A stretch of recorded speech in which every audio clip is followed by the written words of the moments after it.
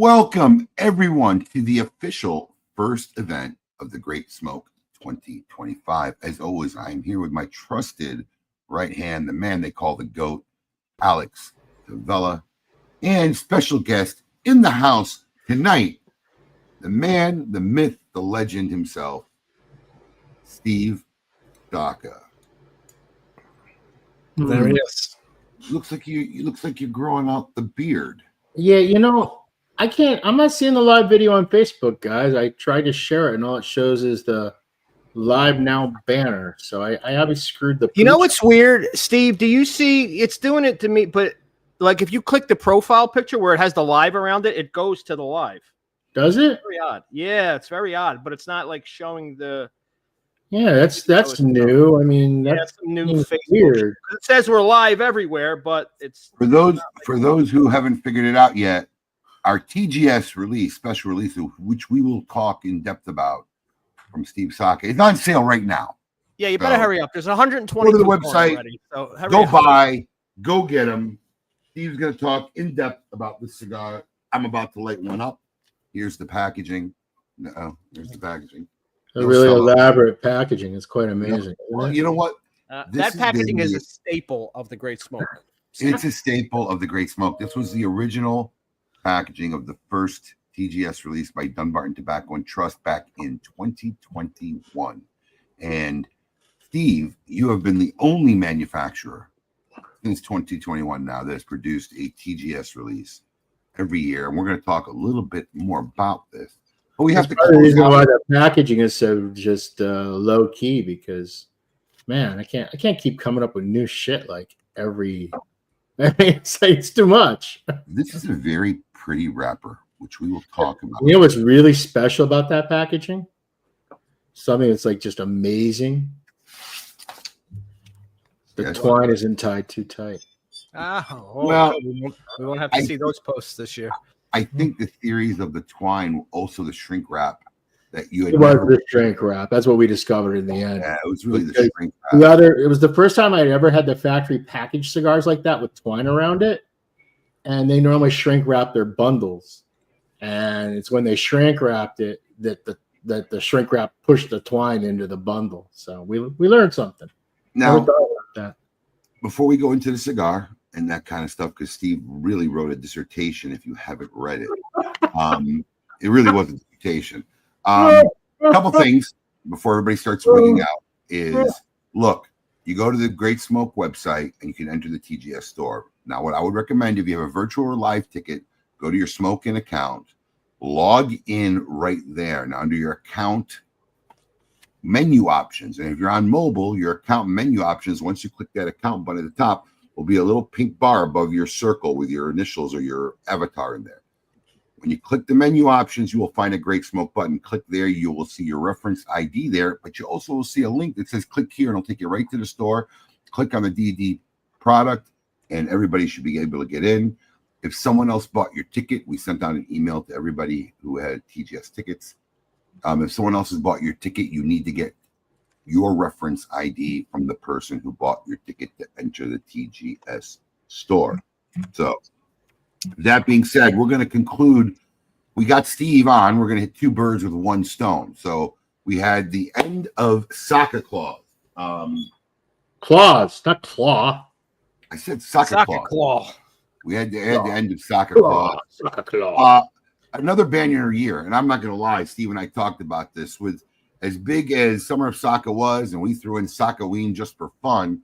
We expected Saka Claus to slow down a little bit, but it did not. Another banner year for Saka Claus, and we ran out of Pataperos again. Ran out of Pataperos. We ran out of ornaments. We ran out of some things. That's the way it's going to go when you're making custom stuff like we do. But it was only like the last 2 or 3 days we ran out of. I wish I'd known. We could have sent you that. Well, the thing was, you went on your Austrian, Switzerland, whatever the hell that thing was, right? Yes. You in the Grand Alps. Did you yodel? You got some I can't even do it. Yodel? Yodel. No, I can't. Yeah, we're not going to try to yodel. Somebody get a soundbite of Steve Saka trying to yodel. Jessica. So we got some pretty cool. I mean, listen, Saka Claus this year was the time of giving. We gave away all our leftover stuff on top of what you had. So people got ultimate in regifting. It really was ultimate in regifting. And we got a lot of entries and we got a lot of shit to give away. We got 35 prizes. All right. About 1/3 the normal amount, a little less than 1/3, but it was only 1 month long instead of 3 months long. But we got them all the way down from, guillotine, Saka cutters, canvases, crystal ashtrays. So we're going to get started. Alex is going to get started with that wheel. And you want to bring up the wheel? Sure. And this is those who participate in Saka Claus. Wheel of Fortune. All right. And Alex, do you have an official name? I'm just going to keep interrupting. I got nothing better to do. The wheel. The wheel a name. The wheel needs a name. It's the world famous wheel of names. The world famous wheel of chance. I mean, the world famous wheel of winning. The wheel. There's Whoa, that's a lot of names. There's a lot of names. Over 2,300. So just so people know, when it blanks that section out on the left-hand side, at least it's the left on my side, it means it's too many names for it to put on the wheel. So it's really it's a weird representation that give you that indication. But they all are in there. I know this, but I played around with this thing a little bit because I didn't trust it. That is correct.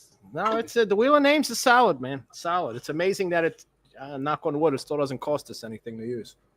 I'm going to go in order real quick before Steve and I start talking about the TGS release. I'm going to go in order real quick of Alex, correct me if I make a mistake, of what we'll be giving away. The first item are going to be 6 prototype unicorn mugs. Steve sent us these pink and white unicorn mugs that we had that we gave away during our weekly drawings.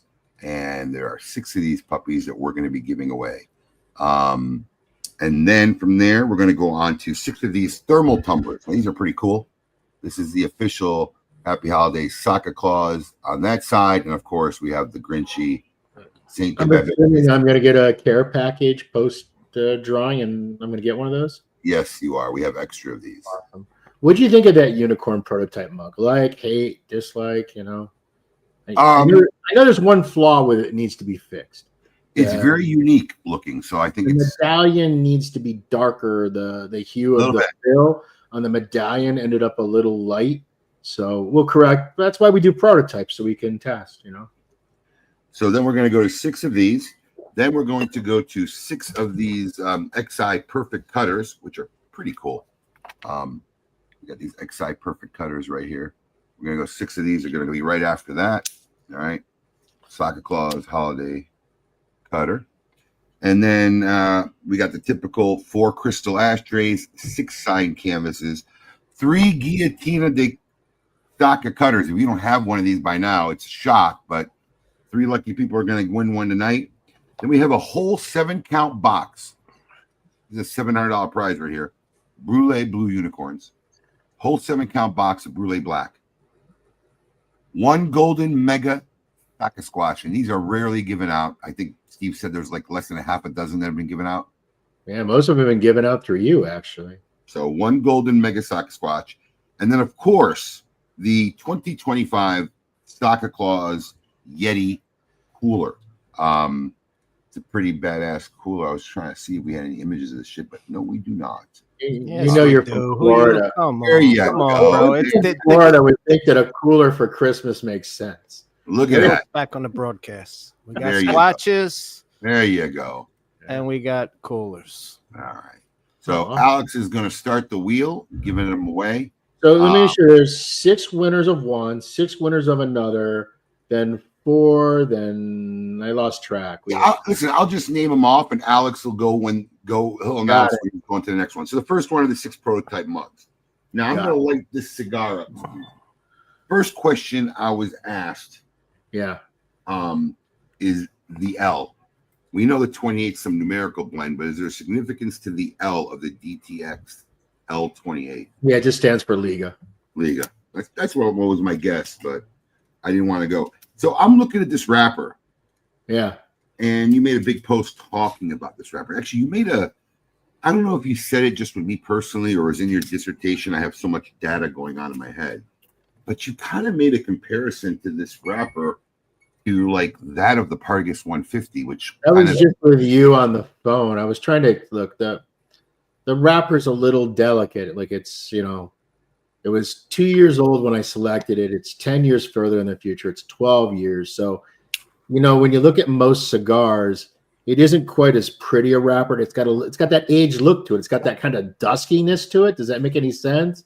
It's a little dusky. It isn't as sheen as you would expect on most of the cigars that I make, but I don't normally make cigars that have tobacco. Well, nobody makes cigars with tobacco that's, this old for the reality. And it's just, it's a little delicate. As I've been smoking through these, I get these little minor splits, none of them have like exploded on me, but I wouldn't smoke it outside in the cold. I haven't tested that theory out.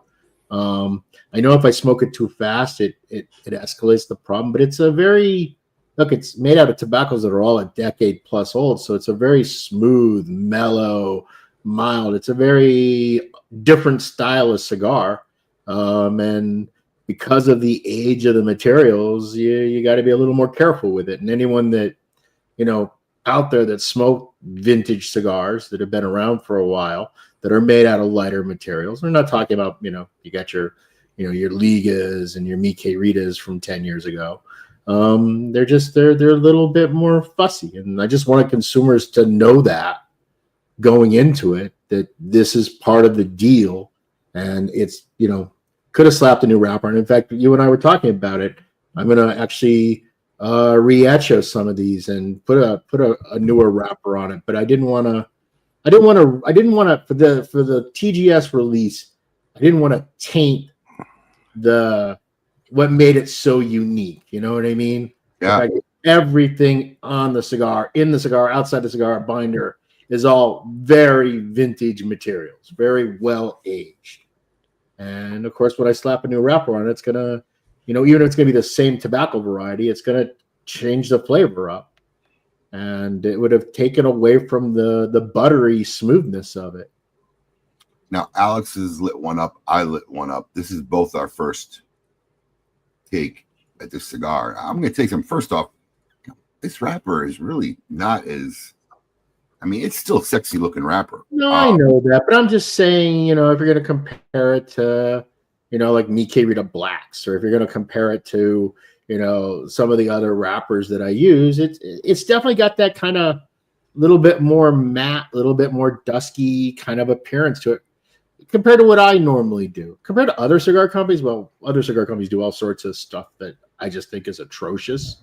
So, do I think this is atrocious? No.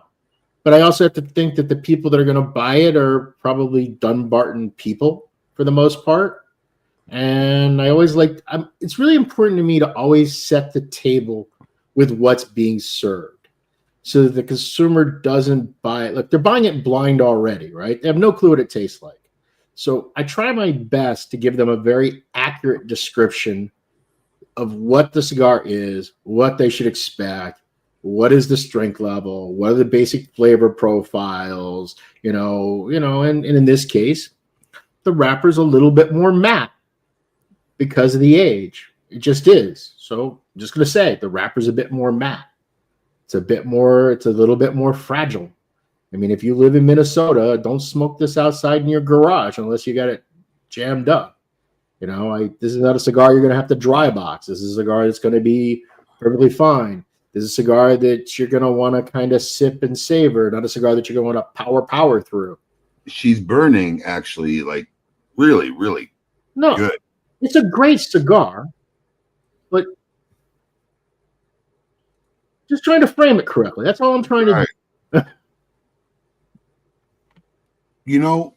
Gary, you're absolutely right. And it's not that I think he's concerned it doesn't taste good. I think he's more concerned it's unique and kind of more different. Look, we have some weird exclusives. Like I always tell people, frog juice is weird. I always tell them that the original Don Derma blend is a weird blend. You know what I mean? Where if you smoke a lot of Dunbarton stuff, you're probably going to be really happy with like the green Patapera torpedoes that I made for you, right? Right. That's a much more, hey, this is kind of more to the mainstream of what the company does blend-wise. You know, that's a cigar that doesn't need a lot of caveats with it, but other blends do. And if your last purchase was the Dunbarton exclusive Green Torpedo, and then you bought this exclusive thinking you're getting more of the same from the same person, you're not. It's a totally different smoking experience. It's wildly different, I would argue. Real quick, one's better than the other, just different. Just a quick announcement. I have strict instructions from Nathan Porter, who just won the last spin, to re-roll his spins. So Nathan Porter is passing it. He's listen, Nathan's got 3 of everything. He's a consistent winner. So we're re-rolling for Nathan. But go ahead, continue. Congratulations, Ben. Thank Nathan. Yeah, there you go, Ben. Kudos for you. But yeah, I mean, it was and that was a redraw for the Saka Claus tumbler, right? Correct. This is actually a great tumbler. This is literally the perfect size for a cup of coffee in the morning. I think it's holds about 16 ounces. This is killer.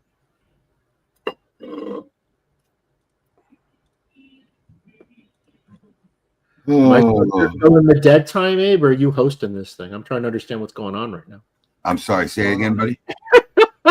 No, I'm doing my job. I don't know what it is. The dead air, or I thought you were hosting this thing. I mean, you want me to just talk? I mean, you're sitting like a lump. Well, dead air. Hold on. For whatever reason, my intercom's not working, and I couldn't order another glass of booze. So while you guys were cheering, what a crisis it be! I was mustering trying to order another drink. The sky is falling. My current glass is empty. Oh my god! Just yell; they'll hear you. Not on these nights. They get loud out there. Yeah, I mean, look, we know your participation's kind of like, as much as you look forward to it, it's on your radar, man. Like you said, coming up stuff with TGS is, I mean, how many times can you do it? It's not just TGS; it's all the other stuff, right? Right. So it's a lot of stuff. Now, I already did make a commitment to put next year's TGS exclusive in a real box. I did say I would do that.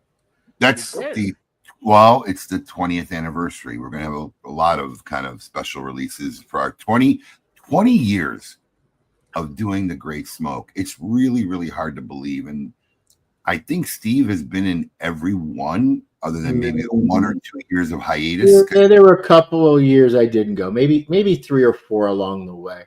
Right. I know I was definitely there at the first one. We have photos. Yeah. Yeah. I mean, I remember doing it in front of the West Palm store in the courtyard. That was a great event. It's funny. I ran into a customer the day I had my parents here from out of town, and there was a guy who was just yapping it up. So I sat him right next to my dad, because my dad just loves to talk to somebody for hours, right? So I had to get back to work. But this guy was showing us photos from the 2011 Great Smoke, which I think was still being done in front of the store, or in the parking lot of the old West Palm Beach. We moved from the front of the store to the back of the store, because the front of the store wasn't big enough anymore. Then we moved into the parking lot. He had photos of the event. Yeah, it was, I think Padron was made the TGS release. We pre-released the SI-15, I think, at that time. And he had pictures of the signed boxes we gave him and everything. But he moved out of town, so he had no idea what the Great Smoke has become. So we started showing him some videos. He was like in awe, and was going to look at his calendar, see if he can come this year, which I thought would be a pretty cool jump to have gone from last seeing it so many years ago. Yeah, mind blowing. Mind blowing. True. Now, did you always have a TGS exclusive? No. The TGF exclusive was an idea that was birthed during the digital experience, right? So obviously we had no idea how the digital experience was going to translate. No one had ever done it before. We had looked at how some of these companies tried to continue to do their, multi-vendor events, but it was all terrible. So we concocted this insane idea to do the digital experience, which, if anybody has just started following us recently, it is still up on our Facebook and YouTube pages, the Great Smoke 2021 Digital Experience. It's worth a watch. It's probably history in the making for our industry. But to get things excited about it. During COVID, we just reached out to manufacturers, and I think there were 6 that year. Yeah, you had a stable, man. It was a crazy. I was low man on the totem pole in that group, if I remember right. Maybe Terrence. Oh, come on! Don't be picking on T like that. Yeah. But I mean, you were definitely the newest of the group by far. Yeah, and you had like heavy hitters. And we had Carlito, Perdomo, Rocky, Aganorsa, you. Yeah, who was the big and the big one? I said Carlito. Oh, you said Carlito. Puente, Perdomo, Rocky, Dunbarton, Aganorsa. One more. Yeah, no, I think it was 5. No, it was 6. Oh, it was 6. Was it something with Altidus for Monte Cristo or Romeo or something like that? No, that was 2 years. I can't remember, man. So long ago. And of course, I only saw the segment that I was only got there like Pete Johnson. That's why, right. Because the broadcast field, and he was trying. He was in Nicaragua or something. Oh, there's Michelle. She knows. Yeah. Michelle. There you go. And that was 6, and we thought, I mean, they're left over. They all sold out. They're sold out minutes. Yeah, every single one of them was gone like within like 5 minutes. There wasn't a single one left. In fact, you were, and I think Terrence was the last to go up that night, and we were a little bit worried because we're like, I mean, look, man, how is he going to sell out? Because like we just went through 5 manufacturers, and they all sold out, and I think everybody made like 400 or 500. Yeah, no, it wasn't a low quantity. Yeah. And sure enough, Terrence sold out just like everybody else. And you were the only one, because a lot of people couldn't get them. You were the only one who the next morning made a video and said, look, if I talked with Abe, if you weren't able to get it and you were a TGS ticket holder. There were a lot of people complaining because it was just so quick, bang, bang. Yeah. And look, and it was so much about your internet connection and the server and all of that, like things are much slower now, right? And you probably will not sell. Like I think the last couple of years, you don't sell out of these TGS exclusives the day of, the night of. In fact, I think last year mine was one of the first ones that sold out, but it still took like 3-4 days, right? If I remember right. So it's a much slower place. Plus, it's different. In the digital experience, you had thousands of people that had instant access. Right. Where now you only have the people that already committed and purchased their tickets, whether it's the IRL ticket or the virtual ticket. So the pool that has the first bite at the apple is the most loyal pool, which is I know people complain about it, but fuck them. Because the reality is, why would you not reward your most loyal customers with first bite at the apple? Oh, Now, maybe it isn't as sexy that it didn't sell out in 4 minutes, but it also is better for the actual consumer who's your loyal customer. So, and I mean, that's really, because it's not like you're going to get stuck with these cigars. They're going to all sell. We know that. Yeah. So, I mean, I like the way you do it, even though every year it causes a little bit of a hullabaloo with some folks, but they're not thinking from the smoke-in customer. They're just thinking kind of from their own personal point of view. Well, here's the thing, too. Is like there's this mentality is everyone should have access to every limited thing that's ever made. Like if they don't, it's something wrong, right? And it doesn't work that way. I mean, there are people, there are stuff like this where it's made for this event, and if you're participating, you have access to it, and if you don't, you won't. It's not the end of the world. I'm doing a cigar for someone's anniversary event this year, right? It's like their 40th anniversary. If you don't go to the dinner, you're not getting the special cigar that's meant to celebrate their 40th anniversary. Yep. Hey, that's it. Suck it up. It's like, why? It's you can't make everyone happy, and ultimately too. Look, sometimes you have the cash available, and sometimes you don't have the cash available, right? So not always when something becomes available is it a good time in your cycle. I get it. It's just listen. That's why I said. I made a post today about people. Look, if you don't get it, you don't get it. It's not like there's not going to be another TGS release or a Saka exclusive coming out. So, you just hang in there and look. These things float around, and people trade them later, and there's always a way to get. Don Miguel, I doubt he needs a signed canvas. How can he not have one? He's getting one. John's a friend of mine, so personal friend. Shout out to John. But many of the people's names I see are personal friends. That one I just happened to look at the screen at that moment. So, yeah.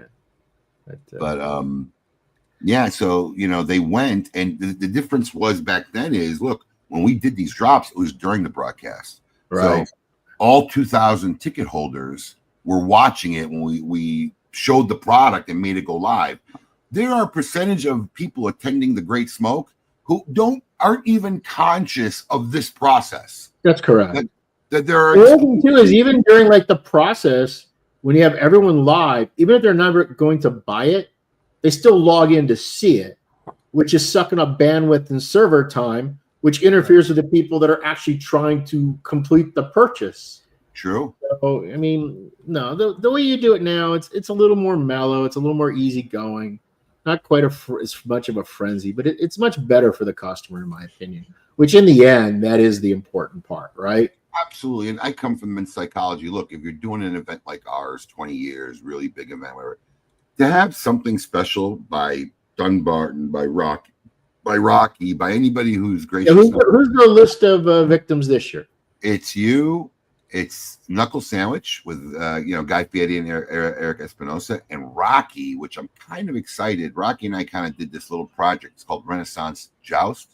Okay. So the box is 10 cigars, 5 box pressed that he picked the blend, right, and then 5 cigars that I picked the blend. Okay. So the box is actually, it's actually a joust. See, so you're going to be like skewing. You're already going to be like seating the audience with a. Well, according to Alex, fans always come through and are going to vote me through no matter what. But it's Rocky Patel. It'll be interesting to see. I don't think my sycophants are going to override Rocky Patel fans, but we'll see what happens. Yeah. Does it come with lances? No, but there's a picture of a lance on a box and 2 guys jousting. So, I don't even like the sound of that. Huh. I got to tell you, because you talked to me weeks before about this cigar. Talked to me actually as earlier today. This is the first one I lit up. It should be in your wheelhouse. It's 1,000% in my wheelhouse. Yeah, I know. This is like literally. You're a pussy and you smoke all that mild crap. No, I don't smoke all that mild crap. I like a little complexity in my cigars, but this is totally. I mean, I wouldn't call this mild, but it is definitely smooth. I mean, you can tell it's made out of old tobacco. Oh, sorry, well-aged tobacco. You can smell it. You can. It has a certain smell, doesn't it? Aged tobacco has a distinct aroma that because we have stuff in my rare and vintage room, so I'm used to that smell. Aged tobacco has a distinct aroma, and you get that little bit of floral note going on too in the aroma. That's a very distinct vintage thing. I think the thing about the blend that really caught me off guard was just how much it's just such a bunch of like mellow baking spices, like a little bit of gingerbread, a little bit of allspice, and then the characteristic I really found intriguing was that kind of mace undertone. And for those that have no clue what mace is, did we do the 7-box blue already? Is this the winner? Do we announce the winner? Did he win? Yes, Wayne Gardner won the 7-count blue box. Ooh, yeah, big I want to pay attention to these last couple ones. These are big now. Let's. We got the black. All right, I'll wait. I'll yammer on about mace afterwards. Yeah. Where are we at? 7-count. 7-count black unicorns. This is big winning here now. Big winner. No whammy. Have you ever had the wheel crash? No. The only time I've had it crash was in setting it up.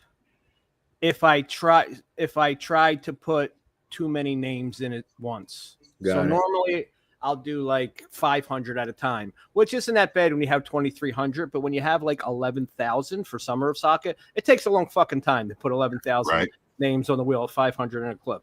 Well, congratulations to Mr. Dupuy. I'm assuming that's how you pronounce that. Dupuy. Yes, congratulations. Yeah. Congratulations. Next up, the elusive and very rare, very seldom seen in the wild, golden mega Saka Squatch.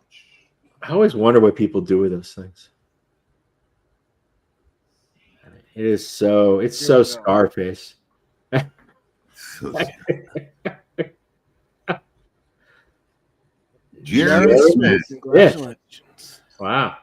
Congratulations. So that'll be shipped directly from us. So Alex and Abe will collect your address, Jeremy, and then they'll give it to us. In fact, it was literally just painted like 2-3 days ago. So it's still sitting curing on a table, but Anna assured me that it'll be ready to box tomorrow. So once we get your address, we will ship it on your merry way. And if Abe gives me an email, we will ship you the tracking data.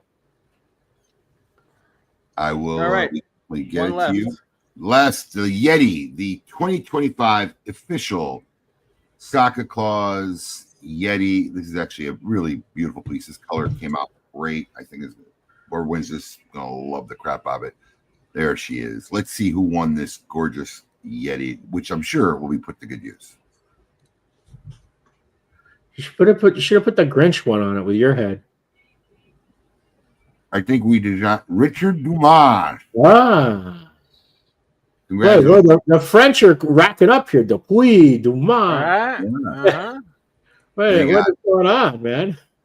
And that is the official end now to Saka Claus. Holidays with Saka 2024 has been put to an end. Bum, bum, bum. Yeah, I'm never going to get that. The Christmas decorations. Call it a done. I gave that order to one of the guys on the floor. I'm never going to see that drink. It's never going to happen. So getting back to mace. Mace is like for those people who don't know what mace is, it's kind of a milder or a more delicate kind of version of nutmeg. It's got these like weird hints of like, I don't know, cinnamon, a touch of black pepper, even a little bit of citrus to it. So mace is a really intricate flavor. It's kind of what you would consider what we would call a warm, sweet kind of flavor. And I think it's one of the things that makes the blend just really stand out to me as being different and unique. So, well, I will tell you this. Approximately 75% of the bundles are gone. Oh, really?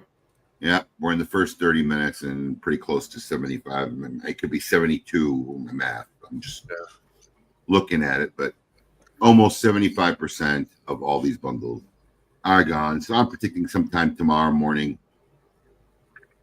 Now, I know you said when you posted that you'll make them available to the general public, but you don't do that until after the Great Smoke. Yours never get there, Steve. Yours has never gotten there. Okay. You don't get that. Yeah, we do that after the Great Smoke because what we do is like if there's 20 or 30 left, we'll bring them event day. Like for those who really are clueless about these special releases, and they'll usually go there. But after the Great Smoke, if there's happens some left, we put them out. But I can tell you already, there's about 25% of these left, so it won't last that long. So tell me about your flipper post thing. I kind of caught a little bit of that, but I didn't get too deep in the comments. So this is actually on the website. If you read a little bit, you'll learn. But if you go to the facts page, Kevin, on thegreatsmoke.com, it actually lists the cigars you'll be getting with the dinner. And one of them is going to be the brand new Red Meat Lovers Fritanga. Yes, special gold print Fritanga. So let me go and see. There you go. I don't think it'll zoom. My camera won't work for that. It's like it's focused for before you start asking a lot of questions, check out the facts page at the Great Smoke. Melvin, if you have a TGS ticket, these are made exclusively to those participating in the Great Smoke. Whether you're coming live or attending virtual and getting the virtual package, you go to thegreatsmoke.com and a lot of the information is there. This product exists in a store that only people who bought tickets to the event have access to. If you're catching this and wondering. If you haven't bought your ticket and you buy your ticket tomorrow, if they're still available, you can then put them in, right? You don't have to buy the ticket. Let me tell you something. I saw about 20 people buy tickets like within the last 2 hours before this broadcast. Look, because they were planning on going to the Great Smoke anyways, right? Or are they planning on doing the digital experience regardless? No, the guys who are going to the Great Smoke typically buy their ticket right away because they sell out quick. The guy, the that's the VIP tickets. The general the Gen Pop tickets don't sell out. They're not already gone, are they? No, but most people that bought the tickets before this broadcast were all virtual. Right, they're all the VIPs that are They're all virtual. Yeah, the ones that were just bought today, like in the last 2 hours, were all virtual tickets. Okay. They bought a virtual ticket, and a lot of them probably did it just to get in on this drop, to be honest with you. So, look, you asked me about the post I made today, and look, I'm a capitalist. I believe in capitalists. You buy, a lot of people who work for me. So set up the context of what made you post it, because I missed the thing that caused you to post it. I'm going to get there. Okay. So, a lot of times when people buy stuff from us, a lot of my employees will get very upset because I see somebody flip it. I mean, perfect example was the Great Smoke Opus X box that Carlito made us, the first one. I think that box retailed for $400. It sold that week for $4,000 somewhere, right? Wow. And here's my take on it. Look, I'm a businessman. When I sell it to you, what you do with it is your business. I really don't care. And if there's somebody willing to pay you for something, that's between you and them. Where I had a problem, what going on today was because people don't have access to the TGS store, they didn't know what this product was priced at, right? So when we did our broadcast live to everybody knew what it was, and we talked about it. It's probably one of my least expensive exclusives in a very long time. So most people don't know. We give a special TGS price for those people, but most people don't know what the price was. So I got messaged by a couple people that were asking me, do you know what the price is? And I said, well, it's in the store, and the store is open. If you go look at it, he goes, well, look, I didn't get a ticket, but a friend was going to hook me up, buy an extra bundle for me, which if that's what they're going to do, good. Yeah. But I just wanted to know what the pricing was. I got curious. I'm like, oh, what is he charging you? And the guy was gouging him. It was like $200 for a $139 bundle. So I said, look, just so you know, this is what he paid for it. This is what's the shipping though? What? How much is shipping? From us or from the guy selling it? From you to them. $7.95. All right, so there's $8 more. Then you got to figure that. Well, there's $4 more because the guy's getting his too. So essentially, they're splitting the shipping. So, he's paying. Well, hold on. You don't know that because it's $7.95 shipping whether he orders 4 or 5. That's what I'm saying. So, all right, but if there's two guys, then all right, they're splitting $4 a piece for shipping. So hold on a second too. Is there a limit as to how many bundles somebody can buy? Can someone just buy 4 bundles?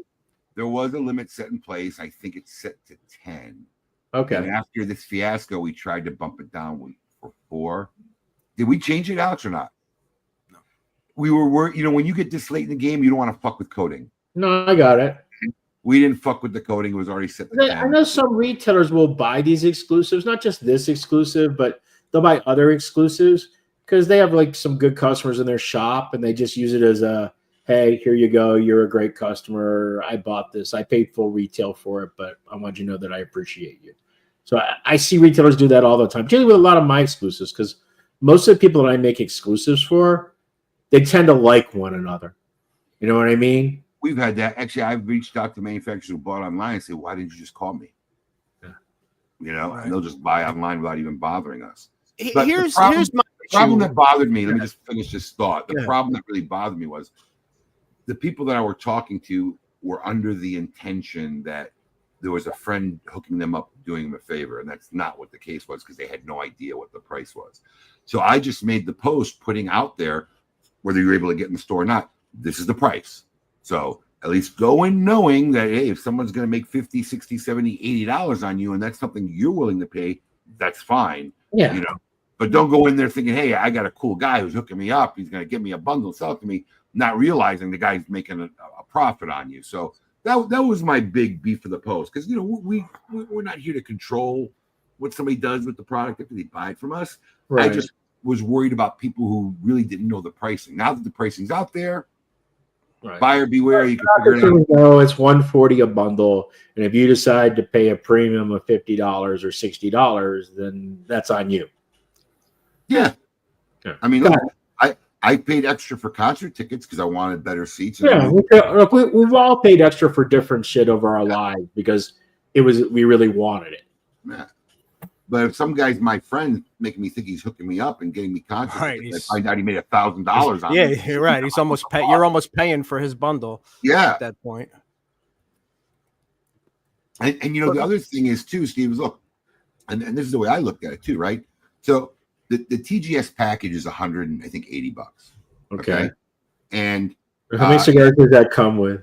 It comes with 32 and a bunch of shit. It's like a $400 value. It really is close to a $400 value, right? Like so you get $180. So if I'm getting gouged for 60 or $80, I could buy that TGS package for like 100 and buy the bundle I want myself and score. And you get 30 cigars at $3 a head. Yeah, and not even counting the swag. You get whatever you guys. Yeah, so it's score much better. So it was just about making people educated, knowledgeable, so they didn't get taken advantage of. That's all. It really wasn't about a concern about people reselling. I know some people took it that way because they didn't read my post thoroughly, but that's not what it was about. So, this was a little bit weird for me because, as I expressed to you, I still have more age leave. I can make more of this, right? But this is one of the things that has a true limit on it. Right, because I can't invent leaf that's been aged for 10 years. So yeah, I think I'm going to take them now that I'm smoking. Right, there is a maximum number that can be made on this particular product, but off the top of my head, I think it's 2 or 3 times more. Right, in the long run,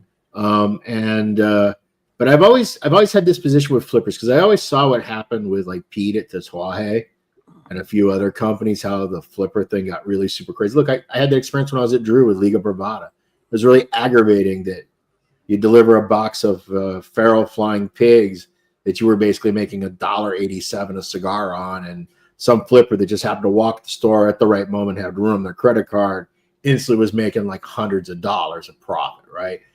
As the manufacturer, it's very irritating. Okay. I understand capitalism, fine. You can do what you want. Can't control that, blah, blah, blah. But it's still kind of like, ugh.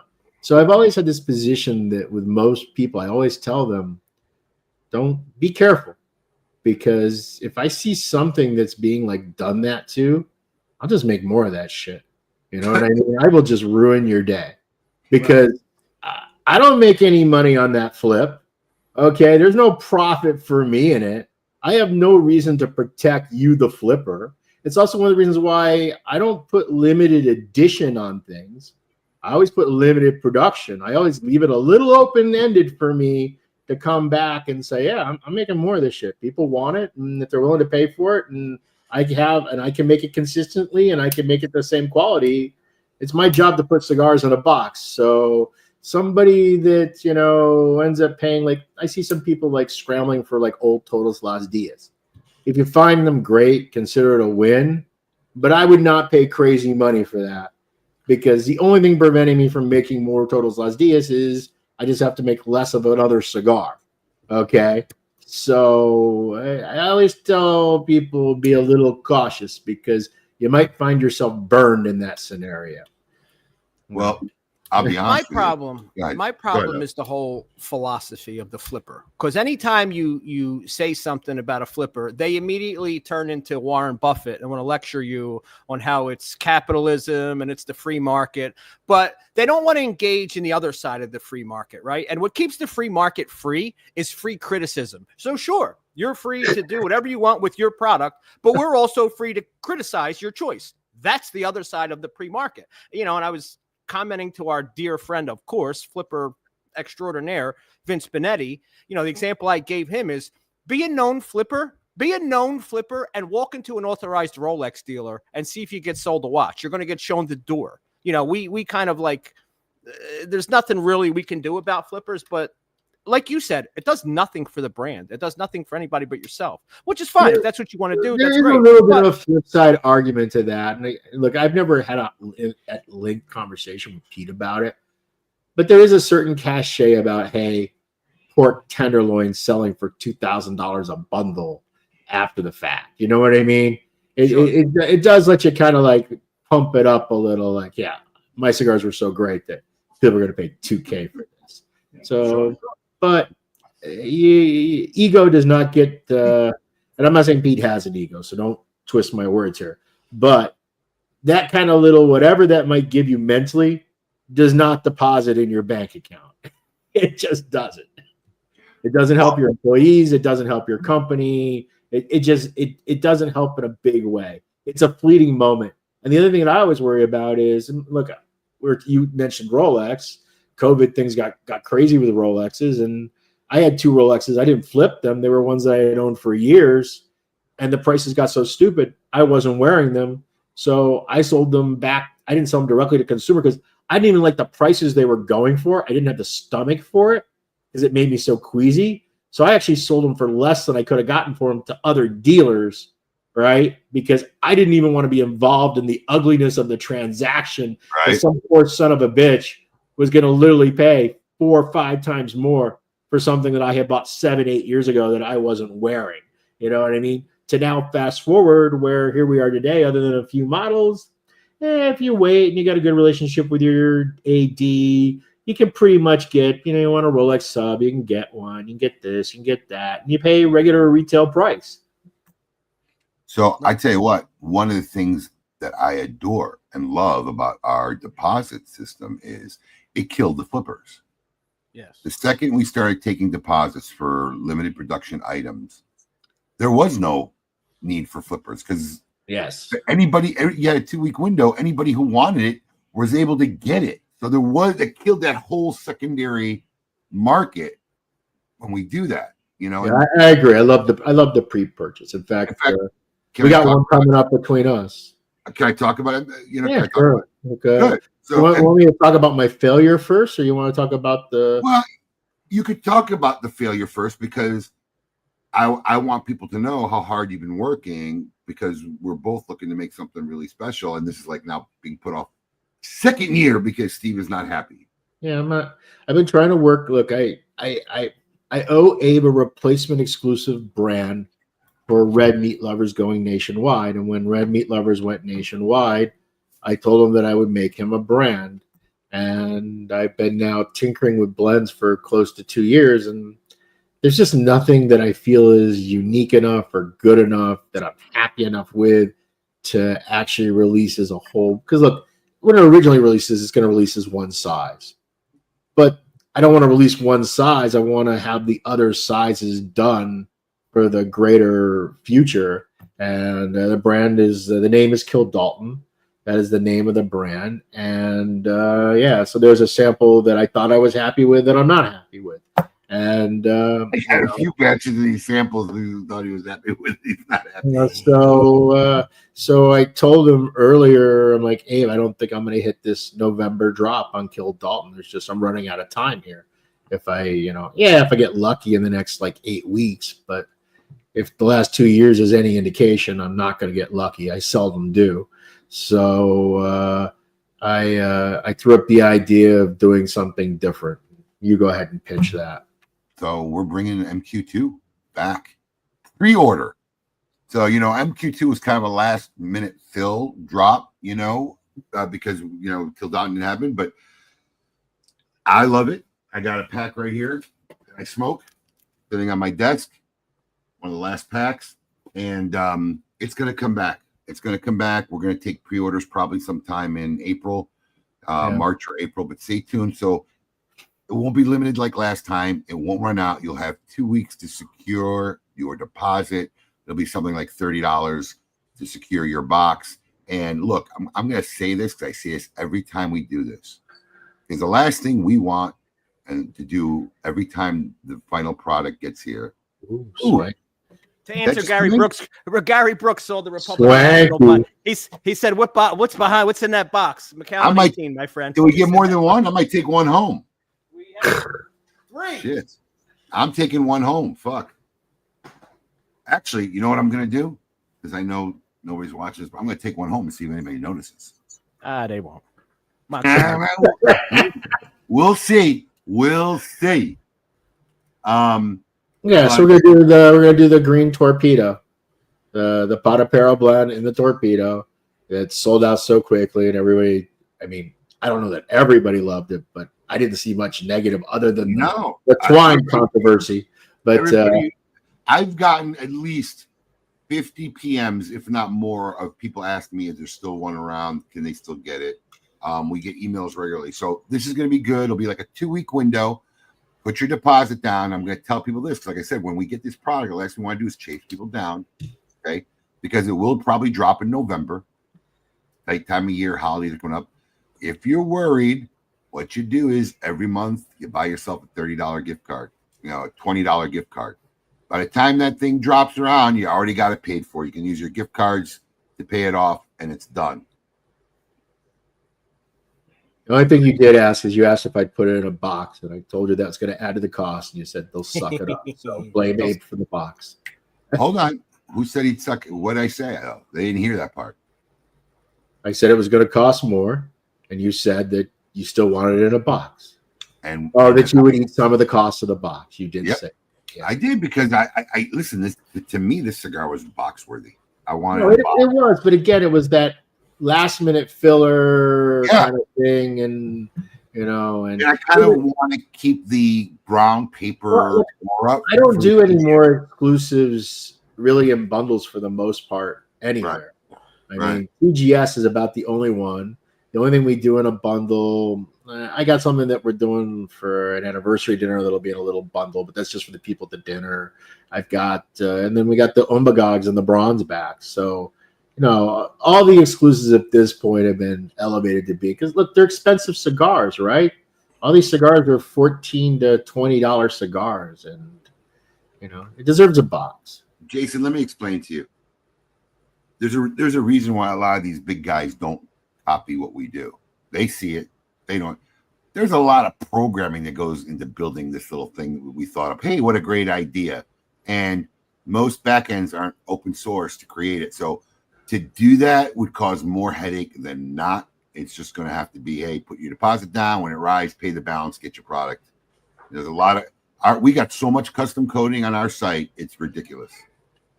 And I guess, what's the risk if you don't fulfill the purchase? You keep the deposit, right? So you just non-refundable deposit. That's all. A non-refundable deposit, and so okay.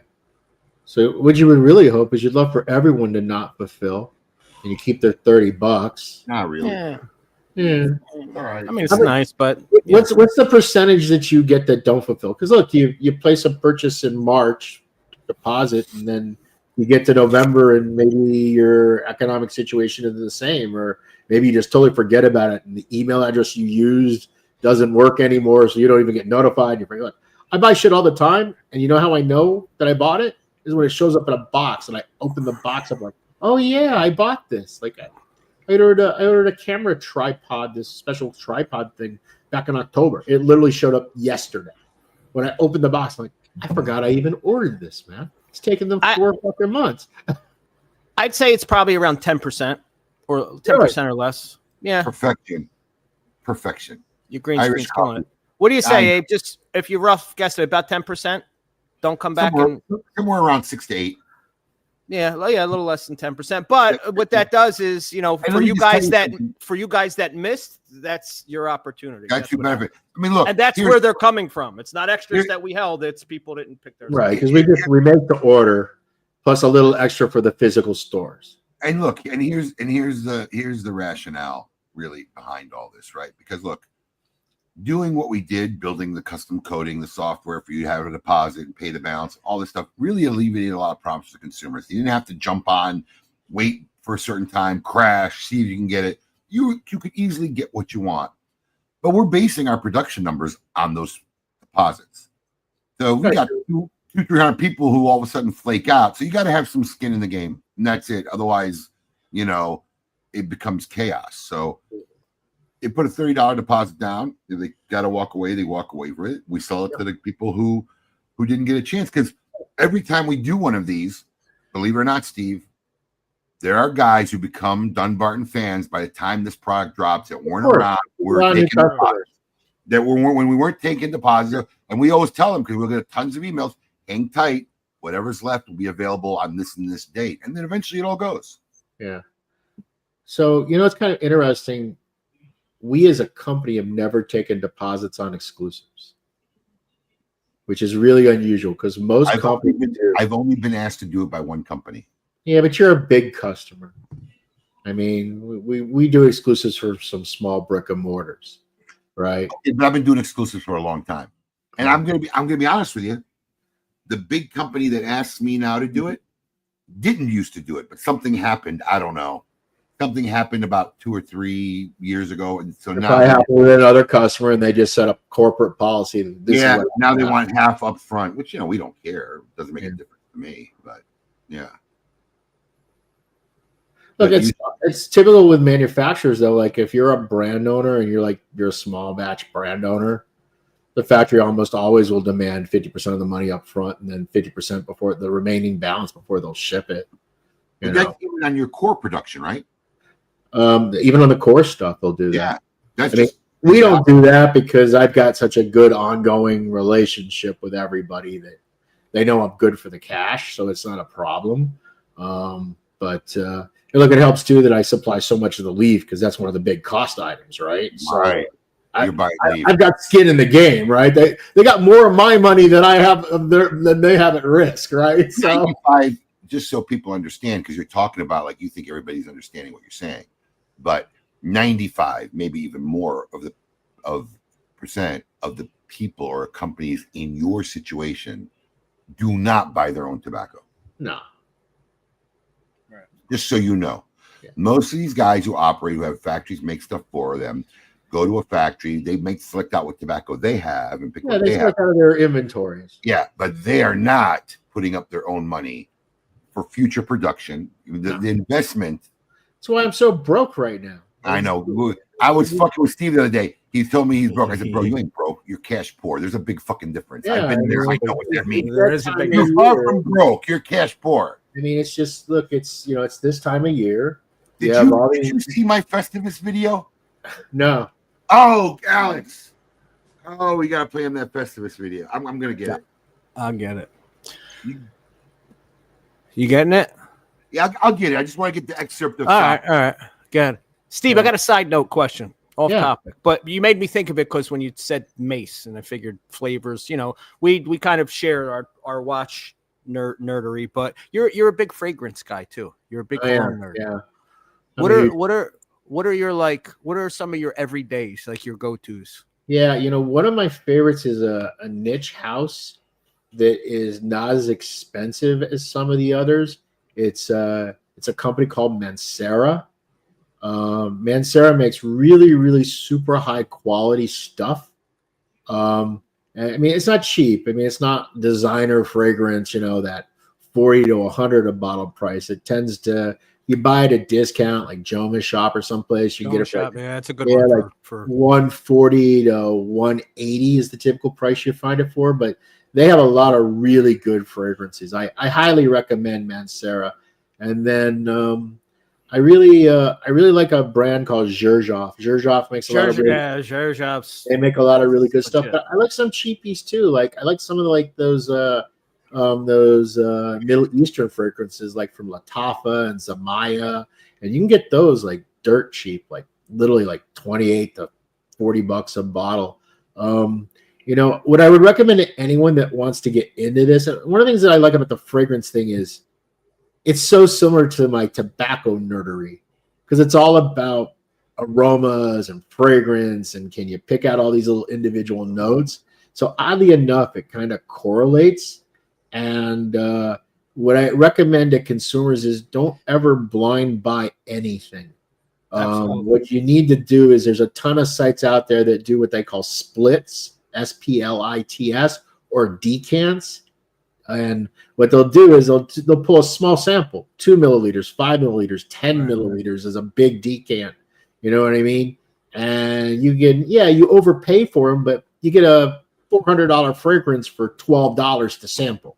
Because you putting it on in the store, you can't really tell what it's going to be like once you wear it for a while, how you feel about it 8 hours later, once it all, because, fragrances have, that top opening thing, but then they have what they call the dry down. So, I've always been into fragrance. I don't talk about it because it's a little kind of metro-y.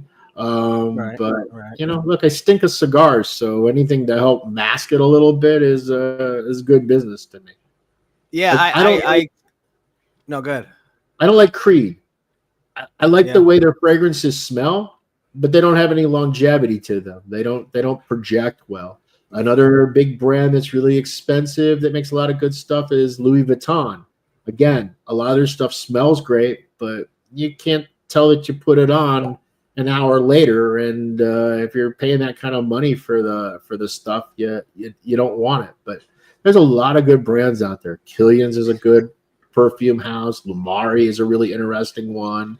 Nishane is an interesting one. Oh, another one that's a real favorite of mine is Parfums de Marly. They make a lot so of that's what I've been on Herod lately a lot. It's got that tobacco scent. I've been on Herod big with Marley, and the other one that I fell in love with. Why? What do you like? I was going to say Layton's a staple. Layton's a staple. Pegasus is high, but personally, one of the ones that doesn't get as much talk that I really like is called Carlisle. Carlisle is a really good. It's kind of a softer tobacco scent. Right. It's a little bit more what they call a gourmand, so it kind of has a little bit more of that sweetness to it. But yeah, look, Parfums de Marly is an excellent fragrance house. There's a lot of good ones out there. Vincent Burgo, I love By the Fireside. That's Mason Margiela. I mean, man, it smells like a fireplace, which is perfect when you're smoking cigars. It almost doesn't, it fits right in, and it lasts long. That's one. By the Fireside will last on you, and actually, a couple hours later, you still smell it. So I'll tell you a couple of things you guys are talking about fragrances. So I have, my wife got me one a couple years ago, and it's been my daily go-to favorite. It's Cartier Pasha, but it's the blue diamond one. And honestly, as far as fragrances goes, it's really reasonable. It's not like it's Cartier. It's like a 4 for $3. No, it's like $100 and some bottle. Yeah, Cartier is what I would consider a slightly higher designer price. It's really reasonable. I'm mostly into the niche kind of products now. I mean, it's kind of it's the same thing. When I was young, it's Avon. You know what I mean? It was Old Spice. It was whatever you could, find. Axe body spray when you were a kid. You know what I mean? But as I've gotten older, I get a little more discerning.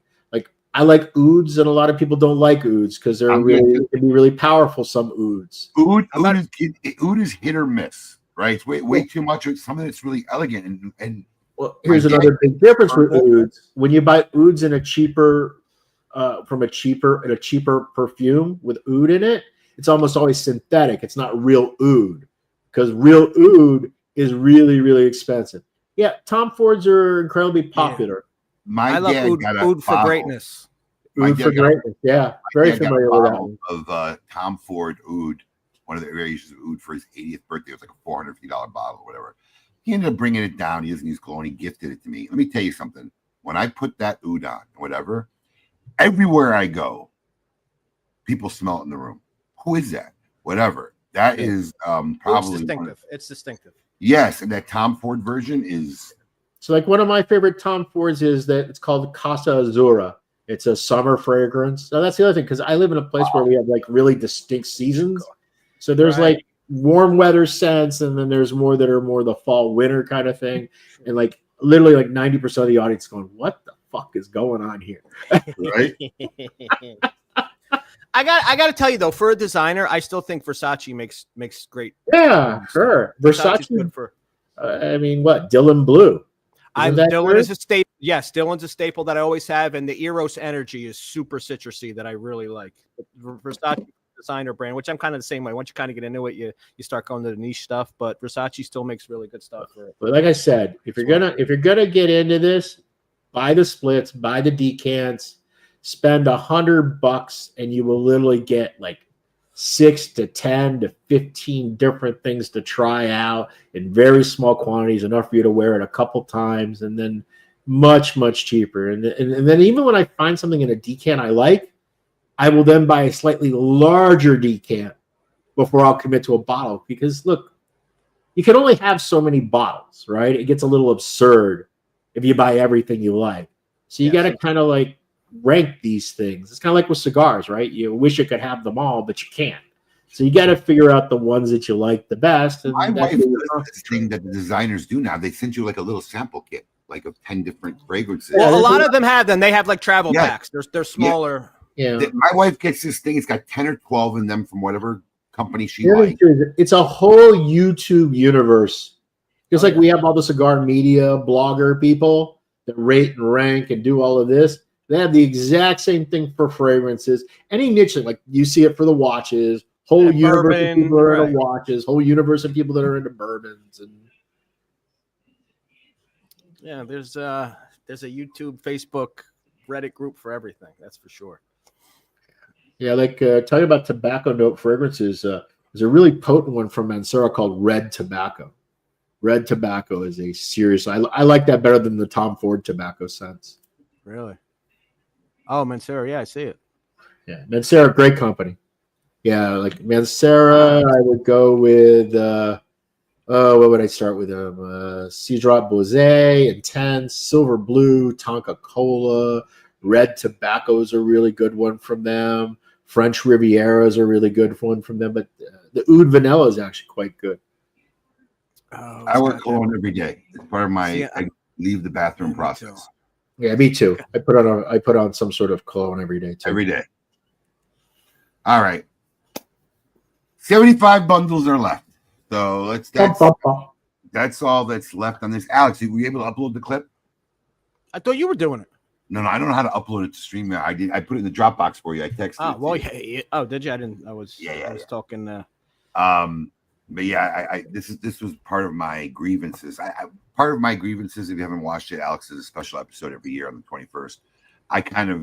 There were a lot of people who the year before made grievances against me. I kept that list, and this year I made grievances back at anyone who actually made a grievance against me. I hope I made the list. You had a grievance against me in 2023. So yours is one of my favorite grievances that I did this year. So we're going to actually re-air it now since we have so many people watching. But did you? Okay, you clipped it, right? This is not. I clipped it. It's clean. It's ready to go. Upload it. Hit play. I did all that. But this was a great start to the Great Smoke 2025. Great product. This cigar is going to go down to the nub here. I've been enjoying it. I'm very excited for this to hit a lot of your fans' hands. And for the record, mine didn't split at all. I don't know about your guys, but mine didn't split at all either. So, and honestly, I used to, Cameroon is one of the rappers I like a lot, which is a frail rapper. Yeah. And and if you're a Cameroon smoker, that's part of the deal, right? You have to don't know that, and they'll bitch and they'll whine, but this thing has held up immaculately. And I'm going to light this to the nub. And I think people are going to be very, very.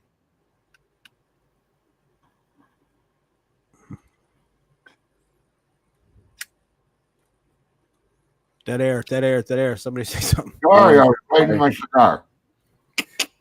I was trying to enjoy my cigar. We need Coop. Where's Coop? He can fill in the gaps. Coop. Or we can get Juan to fill in all the minutes. Kevin Shahan's on, so I'd take Kevin anytime. By the way, the best advertisement for the Pope I've seen across anybody. That was just sheer fucking brilliance. Sometimes that guy just amazes me. For the what? I was on vacation and we dropped the latest version of the Pope of Greenwich Village from Drew Estate. Oh, okay, yeah. And this guy went out and bought his own Pope outfit and then he lip synced basically a Latin sermon by the Pope with captioning talking about the cigar. It really is brilliant. If you haven't seen it, you got to catch it. It's one of the most brilliant things I have seen. So that being said, are we ready? We're ready. I had to convert This is my grievance to Steve Saka for 2024. Let's run it. That being said, Saka. All right. Saka, you spent the beginning of your grievances crying, oh, woe is me. Everybody wants me to make more cigars. And then when I make more cigars, they say they want me to make less cigars and less production. Oh, all this crying and whining. People forget that you make money doing this. Has anybody seen the plantation this guy lives on up in New Hampshire? Yeah. Quit your whining. Keep doing what you do, and we'll make the rest of us happy. That's to Steve Saka. Nice house. You know how many PMs I got from people? It's okay. You know how many PMs I got from people? Is that really Steve's house? No, it's not my house. But I do. I live in a nice house now. In my defense, I bought it with Drew Estate money. In fact, we had someone come we had someone. So we do our Christmas party at our house. We're such a small company. We used to do it at someplace out, but you couldn't smoke at the someplace out, and you had to be there. 10 o'clock you got to leave, at 11 o'clock you got to leave. So he's like, you know what? Screw this. Let's just start doing the Christmas party at the house. And we had someone join the company this year. And the first thing I always tell them when they walk through the door, everything you see, none of this is done by money. All this was bought with your estate money. So don't get any whacked ideas, okay? Because this is yeah, no, I live in a nice house. There's a lot of houses out there with Drew estate money. Yeah. So that being said, before we let you go, quick question: are we still doing the burning? Yeah. So the burning. I won't say anything about that. I won't say here's the deal with the burning. We were originally going to do the burning in the fall, but I couldn't get a burn permit. Now that I'm in the winter, I can get a burn permit. The dilemma that I have right now is I have to go to Nicaragua on the 15th, and I'm gone for the rest of the month. That's 7 days from now. Huh? That's a whole week from now. Yeah, but I got a lot of shit to do between now and then.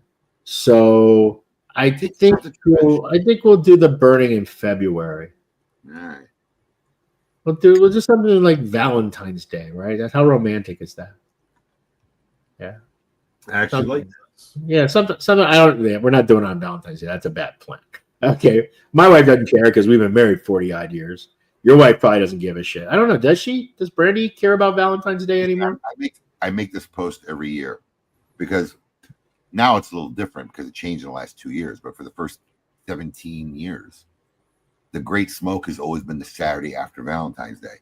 My wife hadn't had a Valentine's Day in over a decade and a half, and just never said boo. Never complained. We never did nothing fancy. At most, she got some flowers at the house, but it just wasn't the time of year that I could focus on my wife. And, her defense is, man, Valentine's Day is every day the rest of the year. She never really cared and never really gave me a look, for someone like, how's M with it, Alex? Is Valentine's Day an important thing for M? Nah, not really. Nah. Yeah.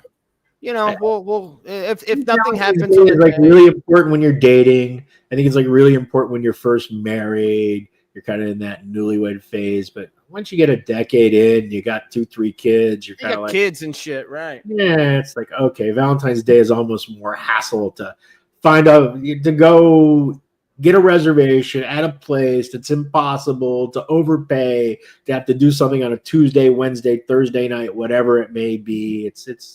It becomes more work than it's worth. I mean, look, everything changes when you get older. Okay. I did completely blunder her birthday last year. Completely blundered. I remember completely, that. Totally, completely. You forgot it, or it didn't go? Completely forgot it. Completely forgot it. Total. Dude. Asked her to make me a cup of coffee in the morning. Told her I was going to the shop at the end of the day after work. Anything that's a critical thing, I have it in my calendar, set up as an annual. It automatically is there until I die. So I get an alert, weeks before. I get another alert a few days before. I get an alert the day of. Your kids aren't old enough. The beauty of it is when your kids get a little bit older, your kids. They'll remind you. That is true. Listen. My daughters will never let me miss my wife's birthday.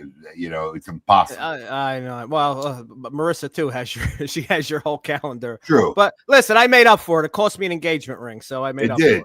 You made up for good. It literally cost me an engagement ring. You were going to buy that ring regardless. I look at it as double dipping. Whatever. She's not watching. Yeah, so what? It just sped up the process a little bit.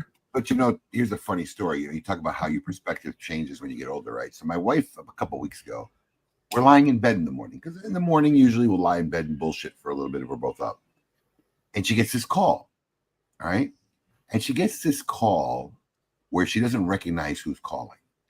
But then all of a sudden it becomes, oh, hi, mama. I'm like, oh, that's fucking weird. And then she gets up and leaves the room and goes to the bathroom and closes the door. All right. So, 30-year-old you will be like, what the fuck? Who's that? Who are you talking to? Right. Yeah. 50-year-old. Now the difference is your wife is sparing you from the nonsense that you don't want to hear. Wait, 50-year-old 50-year-old me is like, fuck, is he gonna Thank help? God she left the room. Right? Or is he gonna help pay the bills? That's all I give a fuck about, right? So it's really funny, but I still went in and poked a little bit about it because it's like I totally sensed like something was weird about the smoke. So it's like, hey, who was that? She goes, none of your business. So what do you mean none of my business? How's it none of my business? I mean, it was a weird call. Who was that? So now she's joking around. I was like, well, maybe I got something planned for her. I said, look, no problem, but you know how I am, right? In the next 60 days, if I ain't surprised by something motherfucking thing, I'm going to remember this fucking phone call, right? Sure enough, on my fucking birthday, unbeknownst to me, thanks to Evan Darnell, thank you so much. I think I texted you. My wife reached out because my wife can't eat seafood. And it's hard to cook stuff that you can't eat. She's allergic to shellfish. She reached out to Evan, who hooked her up. And without me knowing, this was like the spread. I don't know if you're going to be able, you fucking can't see it. But this was the spread of my house on my birthday. It was stone crab, shrimp, king crab, lobster tails, fried shrimp, sauteed shrimp, steak. I mean, and this was the chef, and I kind of went to it. So was that the boyfriend?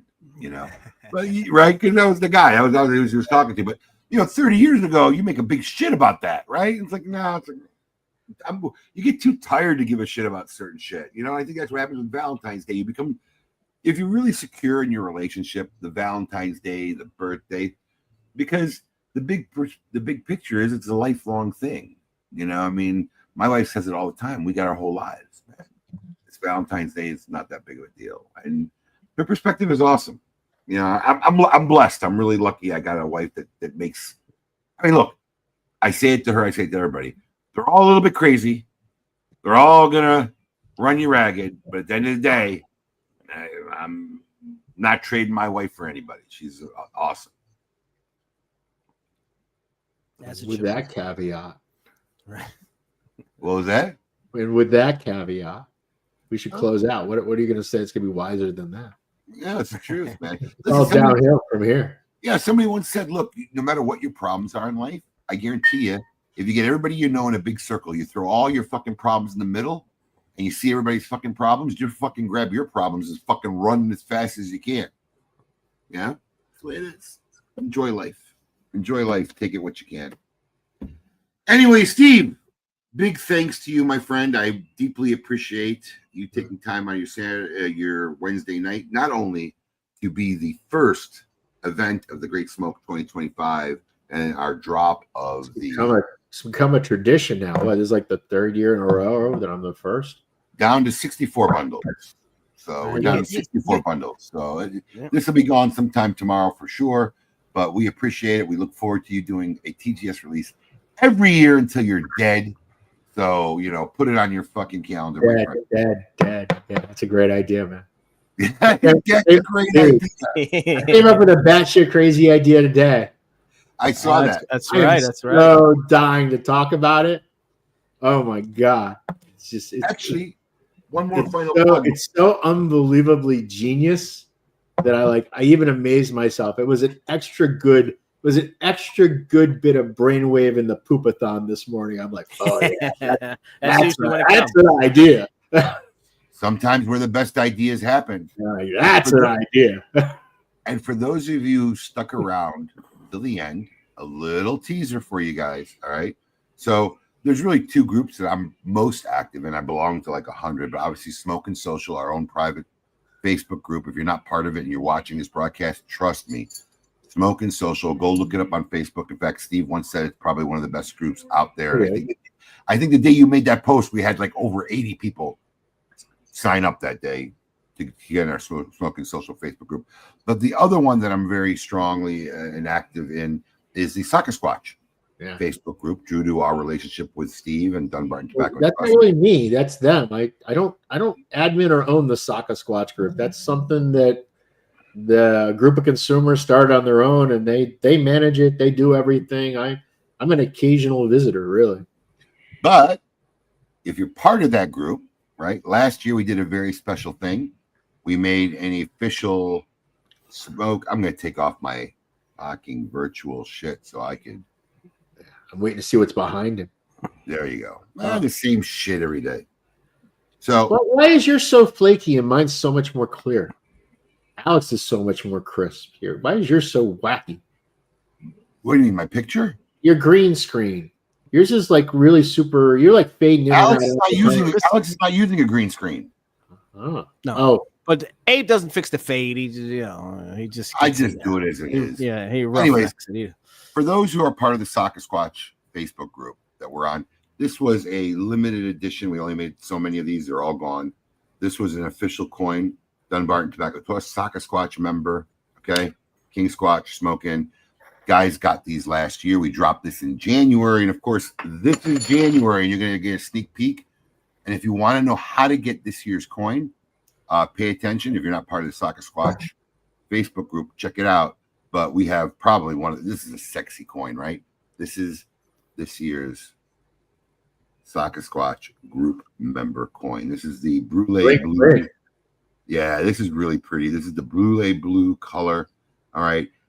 You can get these. We're going to post this week in the Saka Squatch Facebook group how you can get this year's Saka Squatch. It looks expensive. They are expensive. They're not cheap. Doesn't it? They are not cheap. Yeah. Cheap. But these are really that size, and then I like the faceted cut on the edge. Yes, one of my favorite little things. Yeah. Makes it look really shiny. This will be available. A little fluted bezel. Fluted bezel, exactly. That's exactly what I was thinking. To find out how to get this, make sure you're a member of the Saka Squatch Facebook group. If you're already there, stay tuned. You'll hear about it this week on how you can get these. And these are limited. When they're gone, they're gone. First come, first serve.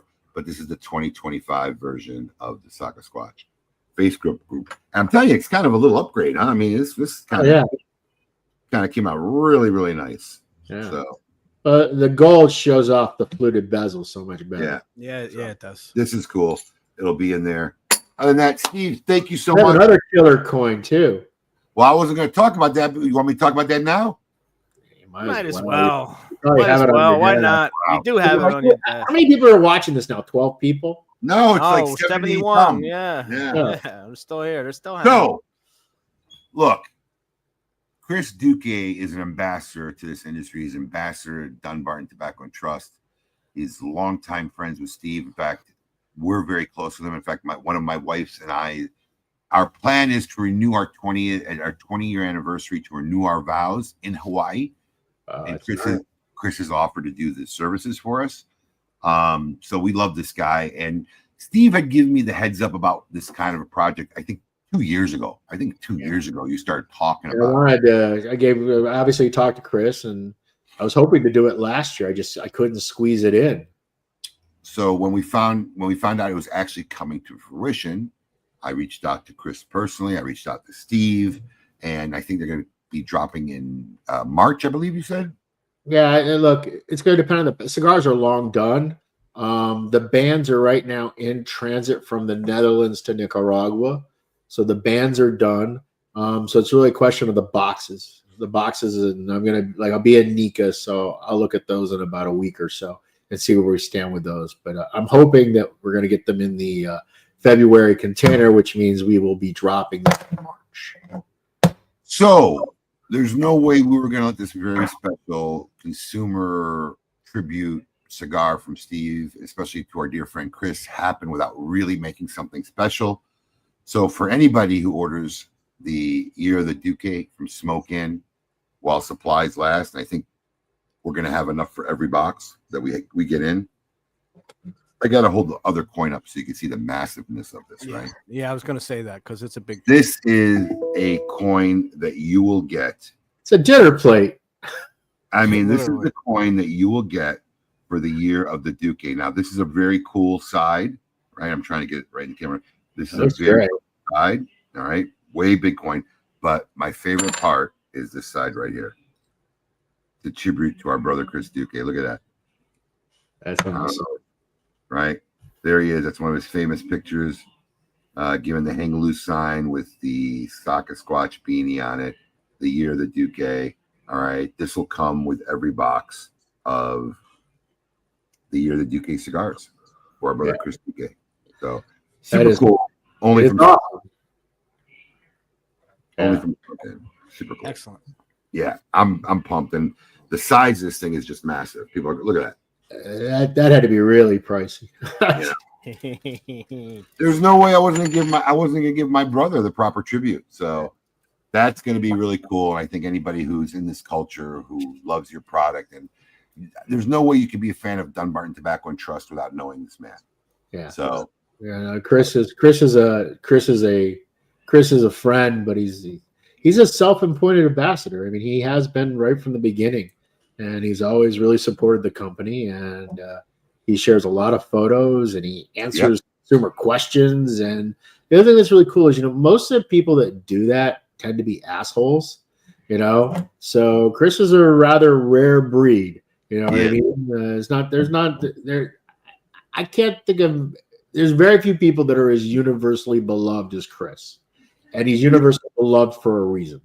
this is one of honestly my favorite coins to work on, and I really wanted it to be something that he would be proud of. And not only did I get his approval, but I got his wife's approval on it. She said we made him look better than he normally looks. So I think those were her exact words. So this is really going to be a cool little coin. I think people are going to get really excited about getting this when that cigar finally drops, and this will come with every box of. That's a cost that you're just eating.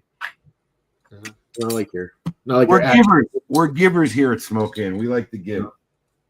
Listen, I said it before. It's easy to sell cigars, but it's so much cooler when you have fun doing it, right? I mean, that's what I would want. That's what I would want. So that's the reason why I want to do the project too. Yeah, it's a fun project. It's unique. It's interesting. It's different. I mean, everybody's making some sort of Chinese New Year cigar. So you're 100% completely worthy of it, my friend. Yeah. So honored we were able to do it. In fact, I think the problem is if I decide to continue on, who's going to be the next person to honor? Because it's going to be really hard to match Chris's level. I mean, you're starting off at the top of the mountain, so there's some other really great people out there. I have a list in mind, but at the same time, it's Chris is going to be a very hard act to follow. That's the way it should start. So very cool.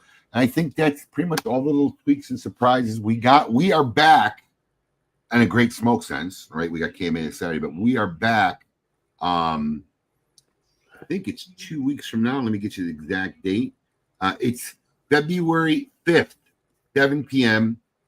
Eric Espinosa. And that'd be a good one.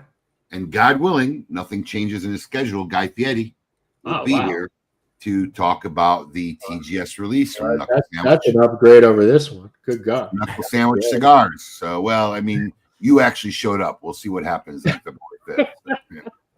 Just the potential that Guy Fieri may show up is worth more than me showing up. And listen, I got it in writing. I got the commitment in writing, but with these guys and their schedules, you just never know. But worst case scenario, we definitely know we'll have Eric Espinosa, and we'll be dropping the TGS special release. Kind of excited about this one. Knuckle Sandwich from Espinosa Cigars, February 5th, 7 p.m., the official second function of the Great Smoke 2025. Steve Saka, any closing words? Put me on the spot here. I did. Until next time, because we're going to do this again, man. That's a good word. I wonder. I really wonder sometimes, do people do they enjoy us just rambling about random shit? Well, there's 70 of them still here, so they must. They absolutely do. I'm going to tell you why, Steve. I'm going to tell you what happened to me on my birthday. I snuck out. Abe had a few Irish coffees. He's chatty. Yeah, on my birthday, I snuck out because shit was going down in the house and nobody was telling me. I didn't know they were planning on this whole thing. I didn't know there was going to be some company over. I didn't know my wife's family was coming over. And I didn't know we were having this big feast of seafood. But no one was paying attention to me. I'm like, oh, fuck this. I'm going to go have a cigar. So I went to a cigar shop that wasn't a smoke-in. It was kind of nice. No one knew who I was. Incognito? How can you be incognito? Bro, that's what I said. This shop must live in the Twilight Zone. But I took it and I enjoyed it. And I sat down and I had a cigar, grabbed a cigar, lit it, and kind of had chit-chatting. I'm telling you, one of the reasons why KMA is successful, I believe, and why when we do these podcasts is we're doing what we do when we smoke cigars together. It's what we do. It's why we enjoy smoking cigars. We can bullshit. We've talked about Cologne. We've talked about when we're in private, we talk a hell of a lot more smack. Well, that's true For too. sure. That's true too. The fly on the wall payment would be great. I mean, the smack is crazy. We say some stupid ass shit. Mike Brown, in case things have changed, I believe Solita is looking at February and Solita should again. Solita is going to hopefully the first half of the initial drop will come hopefully in this January container. The boxes won't be ready in time, so it's going to get split in half. So pretty much every retail that ordered is going to get about half of what they were originally ordered, and then they'll get the other half like 30 days later. So that'd be it. My man Alex, thank you for joining us, coming back and navigating this whole thing. Deeply appreciated. We'll see you Saturday for KMA. Steve, we'll see you soon. And safe trip to Nicaragua. If I don't talk to you before then, to everybody else, all right? We'll see you around and definitely come back for the second release on February 5th, everyone. Happy New Year, everybody. It lit. Peace.